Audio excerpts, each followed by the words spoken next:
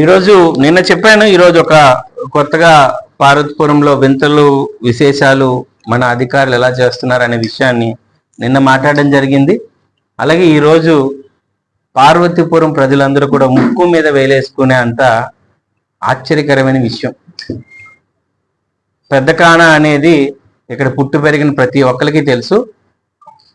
అది బ్రిడ్జ్ మనం పిలిచేది, ఆ కల్వర్ట్. ఆ కల్వర్ట్కి ఇటువైపు వాటర్ పోవడానికి లంకెల చెరువు, అట్నుంచి రావడానికి చాకలి చెరువు, అలాగే ఇట్నుంచి ఏమొచ్చి వెంకంపేట సాగర్, వెంకంపేట చెరువు. ఈ మూడిటికి వచ్చిన ప్రవాహాన్ని, అది వరాలగడ్డ నుంచి వచ్చి ఈ మూడిటికి వచ్చిన ప్రవాహాలు వర్షాల్లో ఈ కెనాల్ ద్వారా వెళ్తుంటది. ఆ కెనాల్ పైనే కల్వర్ట్ కట్టారు. ఇప్పుడు మీకు ఆ ఒక ఇది కూడా చూపిస్తాను, మ్యాప్. ఈ బ్లూ కలర్ లో కనబడుతున్నాయి కదండి, ఇది మన వెంకంపేటది, ఇది మన చాకలిది, ఇది ఏమొచ్చి లంకెల చెరువు. ఈ రెడ్ మార్కులు ఏమైతే కనిపిస్తుందో, ఈ రెడ్ మార్కులు కనిపిస్తుందంటనా ఇది ఒక ఛానల్ అండి. ఇది ఇలాగా ఛానల్. ఇందులో నుంచి వచ్చిన వాటర్ ఇందులోకి వెళ్తాయి, ఇందులో నుంచి వచ్చిన వాటర్ ఇందులోకి వెళ్తాయి. ఇది చాలా ఎక్కువ వర్షాలు పడితే నాకన్నా మీకు ఇంకా ముందు తెలుసు. అంటే మేము ఇంకా చిన్నవాళ్ళు, వీళ్ళందరూ చాలా పూర్వీకులు కాబట్టి ఒక గడ్డ ప్రవాహం ఇది. ఇక్కడ ఒక సబటా ఉంది, ఈ పైన ఒక సబటా ఉంది. ఇది ఇరిగేషన్ వాళ్ళకి. ఇప్పుడు దాదాపుగా ఈ ఏరియాలో, క్యాచ్మెంట్ ఏరియాలో మీకు అన్ని హౌసెస్ కూడా కనబడుతున్నాయి. ఇన్ని హౌసెస్ కట్టుకున్నా ఏ హౌసెస్ కూడా దీన్ని డిస్టర్బే చేయలేదు. ఎందుకంటే వాళ్ళకి కూడా తెలిసి ఆ ప్రవాహం ఎంత ఉంటుంది అనేది. దీనిపైన నేను కూడా వెళ్ళడం జరిగింది. ఈ సమస్య పైన రెవెన్యూ వాళ్ళతో కూడా మాట్లాడడం జరిగింది.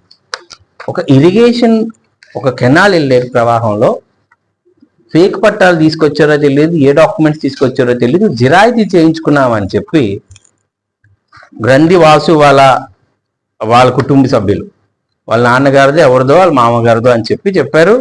అయితే అది కూడా చూపిస్తాను. ఇదే ఈ సంబంధించిన ఈ స్థలాన్ని అసలు ముట్టుకోకండి, దాదాపుగా 500 కుటుంబాలు జీవితాలతో ఉన్నాయని చెప్పడం జరిగింది.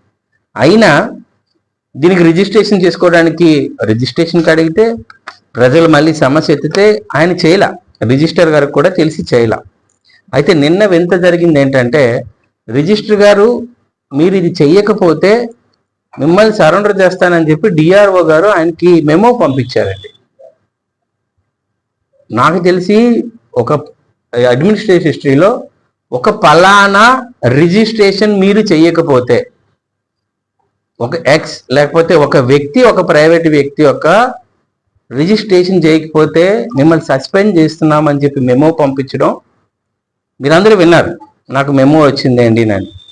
ఆ మెమో డైరెక్ట్గా డిస్ట్రిక్ట్ రిజిస్టర్ గారికి వచ్చింది. ఆ తర్వాత డిస్ట్రిక్ట్ రిజిస్టర్ గారు కూడా మాట్లాడడం జరిగింది.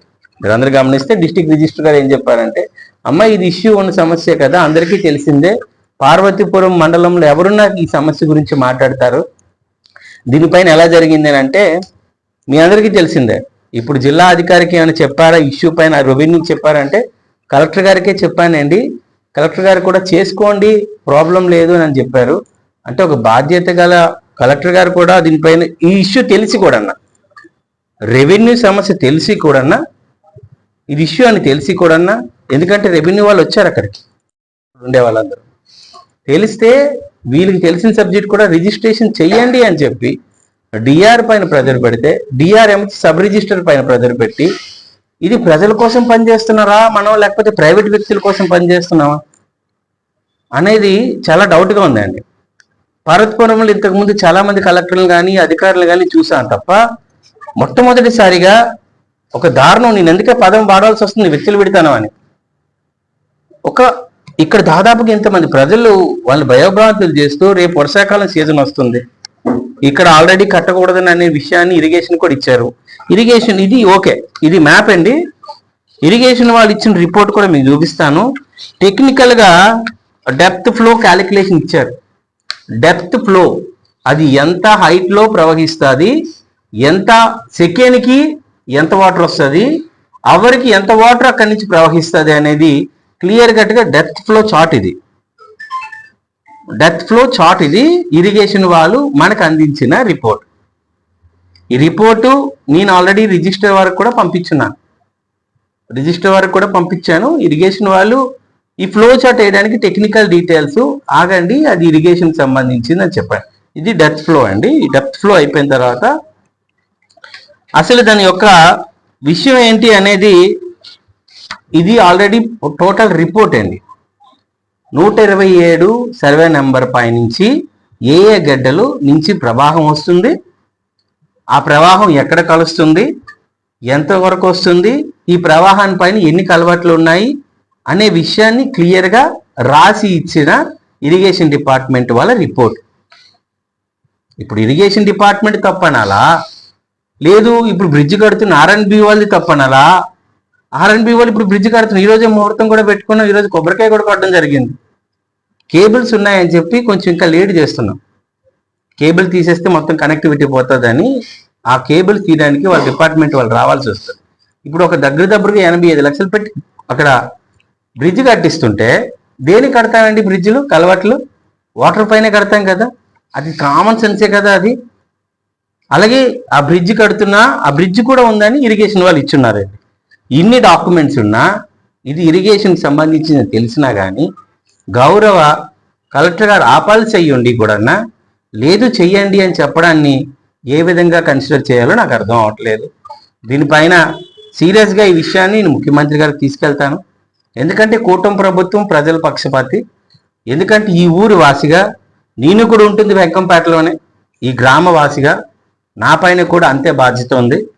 అక్కడ ఖచ్చితంగా కానీ ఆ కెనాల్ కాపాడుకుంటాం, ఆ క్యాష్ గార్డింగ్ని కాపాడుకుంటాం, ఆ చెరువులను కాపాడుకుంటాం అనే విషయాన్ని మీ అందరికీ తెలియజేస్తున్నాను. ఇవన్నీ ఉండగా కానీ నిన్నటికి నిన్న రిజిస్ట్రేషన్ చేసుకున్నారండి. నిన్నటికి నిన్న రిజిస్ట్రేషన్ జరిగింది. ఇన్ని డాక్యుమెంట్స్ ఉన్నా, ఇన్ని ఇరిగేషన్స్ ఉన్నా రిజిస్ట్రేషన్ జరగడం అసలు ఏం జరుగుతుందో అర్థం అవ్వట్లేదు. జిల్లాలో ఏం జరుగుతుందో అర్థం అవ్వట్లేదు. జేసీ గారికి ఉండే జేసీ షీట్ ఉంటుంది, వర్క్ షీట్. మాకుండే వర్క్ షీట్ మాకుంటుంది. ఒక ప్రైవేట్ వ్యక్తుల కోసం అధికారులు ఇంతమందికి ఫోర్స్ చేయడం ఏంటో నాకు అర్థం అవ్వట్లేదు. దీనిపైన ఖచ్చితంగా తాడోపేట చేసుకోవాలి. ఇక్కడ అధికారులు పాలిస్తున్నారా లేకపోతే ఏలుకున్న ప్రభుత్వం పాలిస్తుందా అనే విషయాన్ని ఖచ్చితంగా మాట్లాడాల్సిన అవసరం ఉంది. నా ప్రజలకి నా ప్రాంతానికి నష్టం జరిగితే మాత్రం ఒప్పుకునేదే లేదు. గతంలో చాలా నష్టాలు జరిగాయి నా ప్రాంతానికి, ఇక అది నేను జరగనివ్వను. ఇక్కడ ఉండే ప్రభుత్వ భూమి మొత్తానికి కూడా ప్రభుత్వాన్ని దగ్గర ఉండాలి, ప్రైవేట్ వ్యక్తుల దగ్గర ఉండకూడదనే ఉద్దేశంలోనే నా ప్రయత్నం. ఇందులో ఎవరిని వ్యక్తిగతంగా కాకుండా ఎవరు హోదాలో ఉన్నారో ఆ హోదా పని చేయాల్సిందే. కలెక్టర్ చైర్ అయితే కలెక్టర్ చైరు, జేసీ చైర్ అయితే జేసీ చైరు, ఎంఆర్ఓ అయితే ఎంఆర్ఓ, రిజిస్టర్ అయితే రిజిస్టరు, వాళ్ళ పనులు చేయాలి తప్ప నేను ఎవరిని వ్యక్తిగతంగా దూషించట్లేదు, ఎవరి గురించి వ్యక్తిగతంగా మాట్లాడట్లేదు. నేను మాట్లాడుతుంది వ్యవస్థ తన పని తను చెయ్యట్లేదు అంటున్నా. వ్యవస్థ తన పని చెయ్యట్లేదు అంటున్నా. ఎంత క్లియర్గా డాక్యుమెంట్ రాసుకున్నారండి. ఇదే సర్వే నెంబర్లో, అదే సర్వే నెంబర్లో ఒకవైపు ఇరిగేషన్ వాళ్ళు క్లియర్గా చెప్పారు, ఈ రిజిస్ట్రేషన్ ఏమొచ్చి అద్భుతంగా జరిగిపోయింది. దాదాపుగా అక్కడ ఉండే మొత్తం ప్లేస్ని కూడా వీళ్ళు తీసేసుకోవడం జరిగింది. ఇది పరిస్థితి. దీనిపైన నేను పై అధికారులకి ఆల్రెడీ చెప్పడం జరిగింది. ఇక గౌరవ ముఖ్యమంత్రి దగ్గర కూర్చొని మాట్లాడాల్సిన విషయం అయితే ఈ విషయం అని తెలియజేసుకుంటున్నాను. ఈ సమాచారాన్ని మీకు ఇవ్వాలి, మీతో పంచుకోవాలనే విషయాన్ని మాట్లాడడానికి మీరు ఇచ్చిన అవకాశాన్ని ఖచ్చితంగా మరొకసారి చెప్తున్నాను. నా ప్రాంతానికి అన్యాయం జరిగినా, నా ప్రాంతవాసులకు అన్యాయం జరిగినా ప్రశ్నించే గొంతుకు ఎప్పుడు ఆగదు. అది నేను ఎమ్మెల్యేని అవ్వచ్చు లేకపోతే కాకపోవచ్చు, కానీ ఈ ప్రాంతం అనేది అత్యధిక ప్రాధాన్యత నా విషయంలో. అందుకని ఇది ఇంకా ఖచ్చితంగా దీన్ని గౌరవ ముఖ్యమంత్రి దగ్గరికి, గౌరవ ఇరిగేషన్ మంత్రి దగ్గరికి తీసుకెళ్తానని తెలియజేసుకుంటూ, మా డిమాండ్ ఏంటంటే ఇమీడియట్గా రిజిస్ట్రేషన్ని క్యాన్సిల్ చేయాలి. ప్రజలు ఆల్రెడీ అక్కడ ఏమి కట్టనివ్వరు, ఆ విషయం నాకు తెలుసు. ఎవరు కూడా తన గోయిని తానే తవ్వుకోరు. కాకపోతే ఎందుకు అంత అంటే అక్కడ ఉన్న విషయాన్ని, ప్రజలకు ఉన్న సమస్యను కూడా పట్టించుకోలేనంత అధికారులు